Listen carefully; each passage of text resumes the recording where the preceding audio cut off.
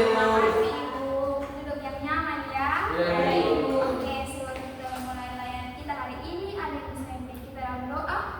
Saya, Bu. Oke, silakan. Teman-teman dan Ibu, marilah kita siap dalam doa. Doa dimulai. Doa selesai. Oke, terima kasih. Oke, anak-anak, sebelum kita masuk dalam tahap berikutnya, kita memperkenalkan diri dulu ya. Ayo. Mulai dari Ibu, setelah itu dari anak-anak semua. Iya, Ibu. Bisa? Bisa, Ibu. Oke, perkenalkan nama Ibu Arfilindun. Anak-anak bisa panggil Ibu, Ibu Arfil. Hai, Ibu Arfi. Baik. Oke, dimulai dari yang bagian kanan. Baik, Bu. Teman-teman, kenalkan nama saya Sisko Fegatiusu, bisa dipanggil Sisko. Nama saya Liana. Perkenalkan nama saya Febi, Ibu. Nama saya Basel, bisa dipanggil Simon. Sisko, Diana, Febi, dan Simon. Simon. Oke, anak-anak, sebelum itu, anak-anak tahu tidak apa itu bimbingan kelompok? Tidak, Ibu. Tidak ya. Nah, bimbingan kelompok itu bimbingan yang dilakukan secara berkelompok untuk mencapai tujuan bersama-sama. Sudah tahu? Sudah, Ibu. Nah, anak-anak, kira-kira anak-anak masuk ke dalam di sini ini ada yang paksa atau dengan sukarela datang? Sukarela. Saya, Bu. Teman Simon. Ya. Oke, anak-anak, yang tadi sudah Ibu bilang ya, jadi bimbingan kelompok itu bimbingan yang dilakukan secara berkelompok untuk mencapai tujuan bersama. Nah, dalam bimbingan kelompok juga ada asasnya, asas dan tujuan. Jadi asas dari bimbingan kelompok itu ada asas kerahasiaan, kesukarelaan, asas kenormatifan, dan asas keterbukaan. Nah, dalam asas-asas ini kita harus mencapainya bersama-sama. Jadi dalam asas yang pertama, asas kerahasiaan itu kita harus saling menjaga rahasia antara teman. Jadi ketika kita berbagi pengalaman, karena metode kita hari ini sharing of experience, jadi kita akan berbagi pengalaman. Nah, jadi pengalaman itu kita tidak boleh menceritakannya di orang lain. Jadi cukup kita saya di dalam ruangan ini yang tahu. Bisa? Bisa, Bu. Oke, yang berikut itu asas kenormatifan. Asas kenormatifan itu dalam bimbingan kita hari ini itu harus menghargai pendapat dari orang lain, harus memiliki etika dan tata krama yang baik. Bisa? Bisa. Oke, berikut asas keterbukaan. Nah, dalam asas keterbukaan itu dalam bimbingan berlangsung itu anak-anak harus bersikap terbuka, harus saling menghargai. Jadi ketika ibu tanya, anak-anak harus terbuka. Bisa? Oke, yang berikut asas kesukarelaan. Di sini tidak ada yang paksa untuk masuk, toh? Tidak, Bu. Nah, jadi asas kesukarelaan itu anak-anak diharapkan dapat terlibat aktif atau terlibat sukarela datang ke bimbingan hari ini. Bisa? Mengerti apa yang sudah disampaikan tadi? Mengerti.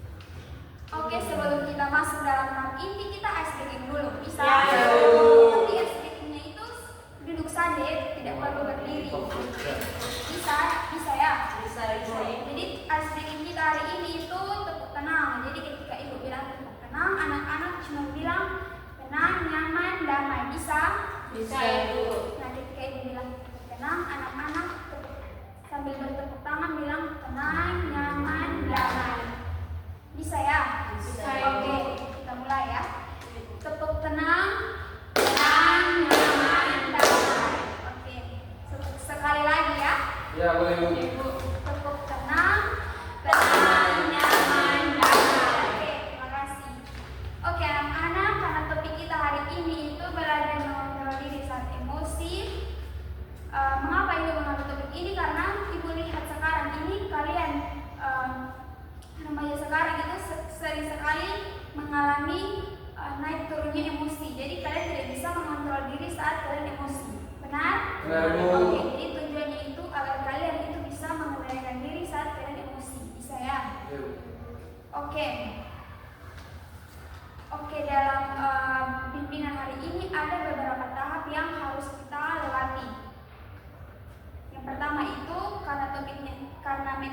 need to sharing of experience. Jadi ketika ibu bertanya, kalian membagi pengalaman. Jadi dari yang satu sampai berikutnya bisa. Nah, dari berbagi pengalaman itu kita akan, ibu akan membagikan sedikit. Setelah itu kita akan refleksi bersama apa yang perlu diperbaiki dan apa yang harus, dan juga ibu akan memberikan tipsnya. Jadi ketika kalian sudah emosi dan sulit untuk mengendalikan diri, ada juga tips yang akan ibu bagikan. Bisa? Nah, setelah itu kita akan masuk dalam tahap ibu akan memberikan kalian untuk LKPD yang harus kalian isi dari kegiatan inti ini. Kira-kira LKPD itu apa ya?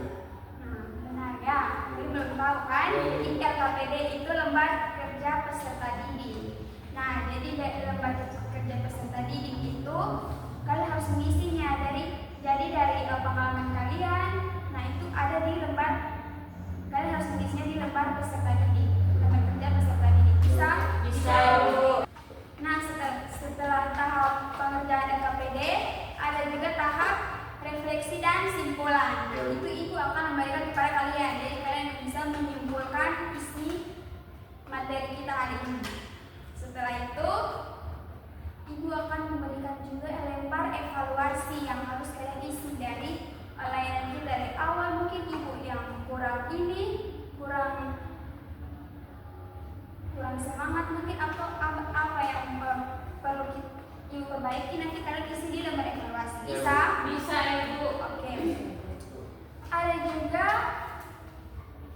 juga aturan dalam bimbingan kelompok. Jadi ketika teman sudah memberikan pendapat, kalian harus mendengarkan. Seperti itu. Bisa? Kita masuk saja ya. Ya, Ibu. Oke. Anak-anak pernah tidak kalau sudah marah itu sulit untuk mengontrol diri? Pernah ya? Pernah. Itu kira-kira seperti apa? Coba dari teman anak Sisko. Apa dari teman? Pertanyaannya itu, anak-anak itu pernah tidak merasa sangat marah dan sulit untuk mengendalikan diri? Ya, pernah. Alasannya?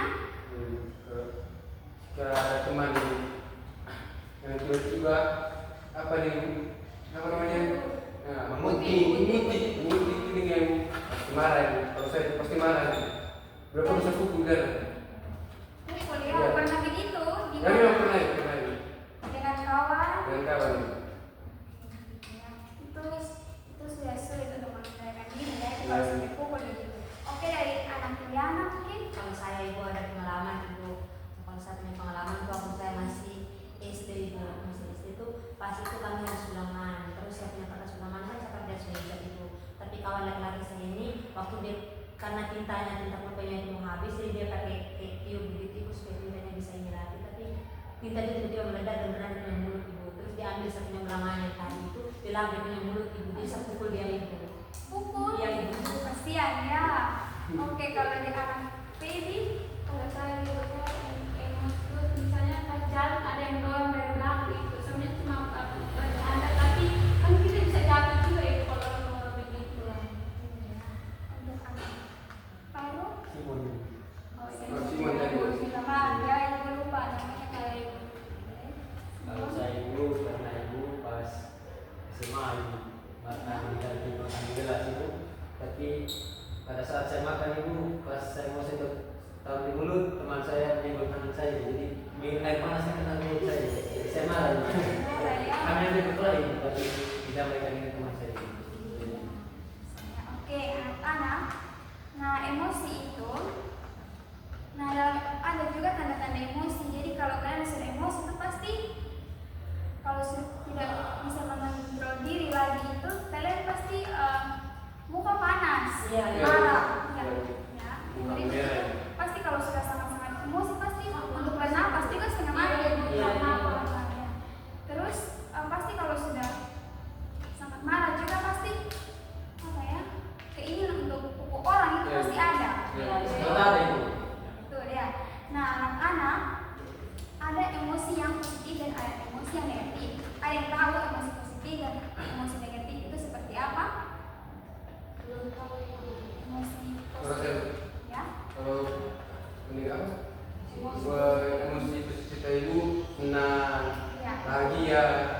Kalau negatif itu marah, sedih, mungkin sedih lah. Betul ya, apa yang dikatakan anak Sisko itu betul. Berikan aplaus dulu. Nah, betul ya, jadi emosi positif itu ketika kita marah, kita senang, bahagia itu emosi yang Positif. Ada juga emosi negatif itu kecewa, marah, sedih. Nah, itu emosi yang Negatif. seperti itu ya. Nah, oke anak-anak, kira-kira apa yang biasa anak-anak lakukan ketika sangat marah? Oke, coba mulai dari Sisko duluan coba. Kalau saya marah ibu, saya lebih sering kalau marah ibu harus mandi. Mandi. Ya, harus mandi. Biasanya kalau di lapangan ibu, saya pulang harus mandi. Kalau saya marah harus mandi. Saya bilang, pagi deh ibu, pukul teman dulu, baru pulang mandi. Oh, Begitu. tidak boleh begitu ya kalau Ya, memang. orang tidak boleh. Oke, untuk anak Yana mungkin. Kalau saya marah itu saya diam dulu. Diam tapi maksudnya dalam hati saya masih benci, saya cuma diam saja. Kalau dari anak Simon, Kalau saya itu saya akan menjauh dari sumber masalah. Kalau tidak itu bisa menjadi keributan sendiri. Saya berkelakar. nah dari kira-kira kalau sudah marah itu cara apa yang buat kalian itu bisa tenang? Ya, anak Ibu coba. Menarik nafas sedalam mungkin ibu. Yang lain, Mendengarkan musik. Sisko apa? Anak siapa ini?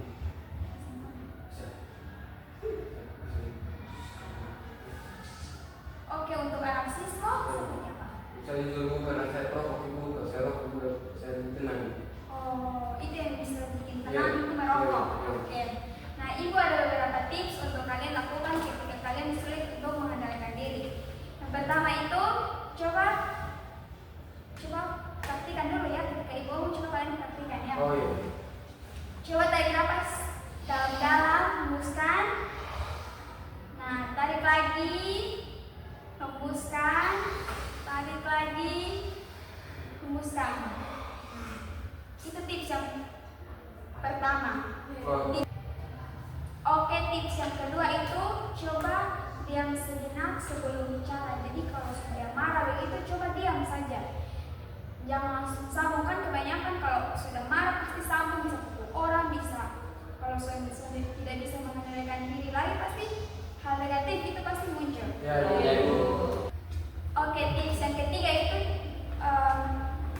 coba menjauh sejenak dari sumber masalah. Jadi kalau Sisko emosi dengan Yana, coba Sisko menjauh dulu dari Yana. Karena kalau sudah melihat Yana punya muka itu pasti ingin tampar. Itu pasti seperti itu ya. Nah, itu tips yang ketiga. Nah, tips yang keempat itu coba bicara dengan orang yang mungkin kita percaya. Jadi kalau sudah emosi coba bicara dengan mungkin kawan, orang tua, seperti itu supaya sedikit meredakan emosi. Bisa? Bisa. Ibu. Kira-kira anak-anak bisa menerapkan itu tidak dalam kehidupan? Bisa, Ibu. Oke, dari sharing pengalaman tadi yang anak-anak sudah berikan itu kira-kira hal apa yang ingin anak-anak perbaiki ketika kalau contoh dari Sisko tadi bilang kalau sudah marah bisa pukul orang ya Ya. orang, kira-kira hal apa yang ingin diperbaiki dari hal negatif tadi, kira-kira hal apa? Saya bu lebih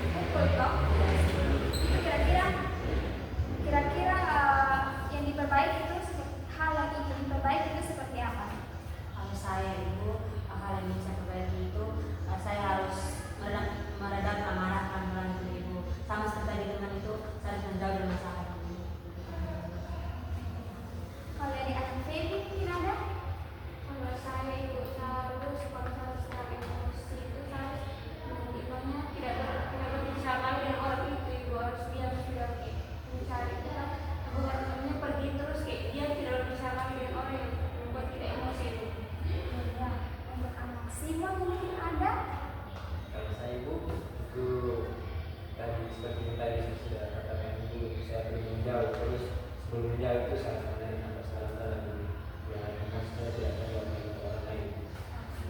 Bagi anak-anak dari masalah yang mungkin kalian hadapi itu kalian bisa mengendalikan itu dengan tips yang tadi ibu berikan, ibu yang ibu sampaikan tadi ya. Mesti kalian bisa menerapkan dalam diri. Bisa Bu.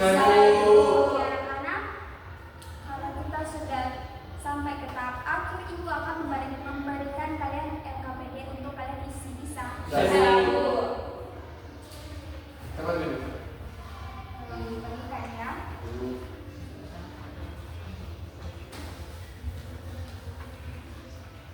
Ibu beri waktu 3 menit untuk kalian isi. Bisa?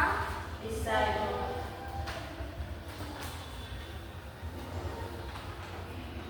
Sudah? Sudah, Ibu. Bukannya ke depan.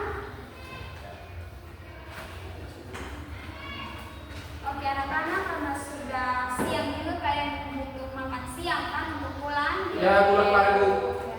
Kira-kira dari layan kita hari ini ada yang bisa menyimpulkan atau bisa merefleksikan untuk kita hari ini? Saya dulu. Oke.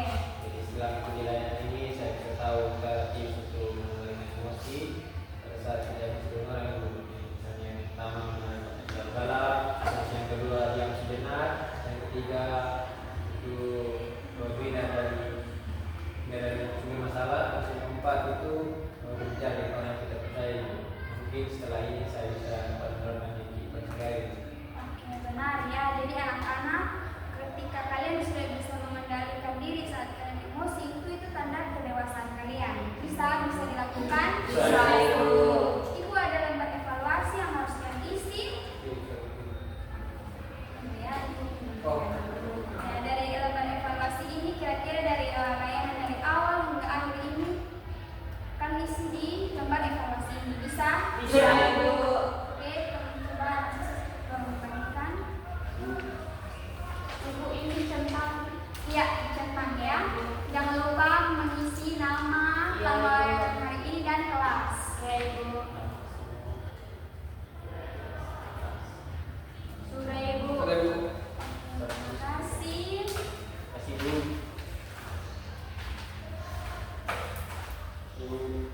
Oke anak-anak, terima kasih ya sudah mengisi lembar evaluasi hari ini. Oke,